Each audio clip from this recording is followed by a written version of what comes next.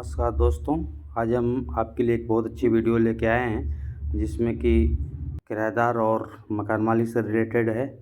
मकान मालिक और किराएदार इसको ज़रूर सुने। दरअसल नियम बदल गए हैं अब।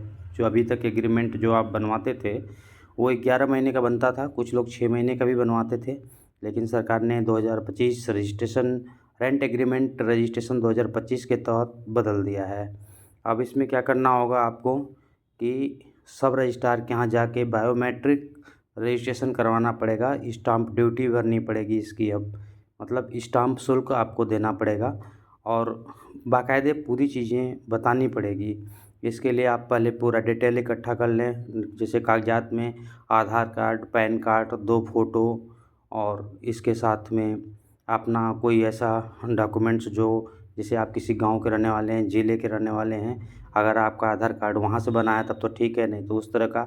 इसी तरीके से मकान मालिक अपना पूरा आधार कार्ड, पैन कार्ड और अपने मकान का कागजात लेके जाएगा और नोटरी बनाने वाले को देगा। वो पूरी तरीके से आपका एक मसौदा तैयार कर देगा। फिर आप सब रजिस्ट्रार के यहाँ जाएंगे, बायोमेट्रिक अटेंडेंस के थ्रू आपका ये एग्रीमेंट होगा और इसमें मकान मालिक को बताना पड़ेगा कि वह मकान किस लिए दे रहा है, रहने के लिए या कमर्शियल पर्पज़ से। अगर कमर्शियल पर्पज़ से दे रहा है तो उसका किराया वो कितना रखा है, और वहीं मकान मालिक साल में कितनी बार भी जैसे बदल देते थे, लेकिन अब नहीं होगा। अब उसको बताना पड़ेगा कि साल में वह बदलेगा, बढ़ाएगा किराया, कितना बढ़ाएगा। साथ ही वो मकान मालिक जो होगा वो 2 महीने से ज़्यादा आपका सिक्योरिटी नहीं ले पाएगा। ज़्यादातर शहरों में आपने सुना होगा 1+1, 2+2, तो ऐसा अब नहीं होगा। अब वो 2 महीने से ज़्यादा का सिक्योरिटी नहीं ले सकता है। और साथ ही वो आपको क्या क्या सुविधा दे रहा है, क्या क्या उसके नियम हैं, वो सारा लिख कर के रखेगा। मतलब कितने बजे आपको आना है, कितने बजे जाना है, मकान इंडिपेंडेंट दे रहा है या खुद रहता है वहाँ पे, तो नियम शर्तें उसकी क्या होंगी। उसी तरीके से किराएदार अपनी पूरी बात बताएगा, अपना डॉक्यूमेंट्स लेके जाएगा, नाम, पता, एड्रेस, आधार कार्ड, पैन कार्ड, ये सारी चीज़ें लेके जाना पड़ेगा आप। और इसके साथ ही एग्रीमेंट एक बनेगा। उस एग्रीमेंट के तहत आप रजिस्टर्ड होंगे, गवर्नमेंट के पास आपका डाटा होगा।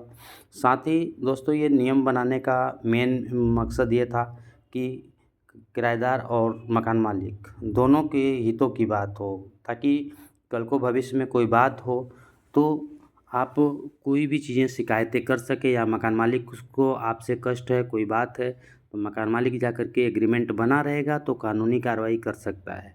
बिना एग्रीमेंट का आप सुनते रहते हैं शहर में तमाम चीज़ें होती रहती हैं।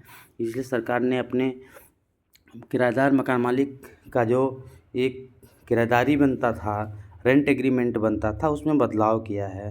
पूरी तरीके से बताएंगे। आप मेरे नए चैनल पर नए हैं तो सब्सक्राइब ज़रूर कर लें, बेल आइकन दबा दें और इस वीडियो को लाइक ज़रूर कर दें। कमेंट में बताएं कि कमेंट में आपको कैसा लगा और आपको क्या जानकारी रह गई जो और चाहिए। कमेंट में जानकारी बताएंगे तो हम इस टॉपिक पे दोबारा वीडियो बनाएंगे। साथ ही किराएदार जो मकान को लेता है तो कितना पोर्शन ले रहा है, क्या क्या उसकी मकान मालिक की बात हुई है, वो सारी चीज़ें इसमें दर्ज होगी। और वह क्या करता है, बिजनेस करता है, नौकरी करता है, कहाँ करता है, यह अपने बारे में पूरा जानकारी देनी होगी। आधार कार्ड प्रस्तुत करना होगा कि वह किस ज़िले का रहने वाला है।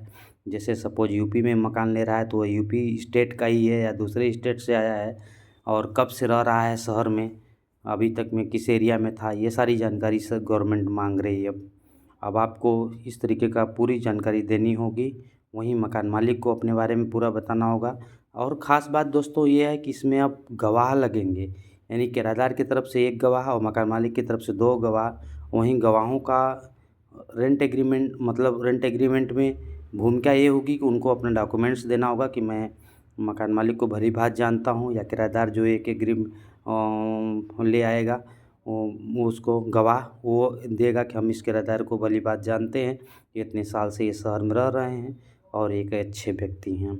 इस तरीके से आपका आप रेंट एग्रीमेंट बना करेगा। तो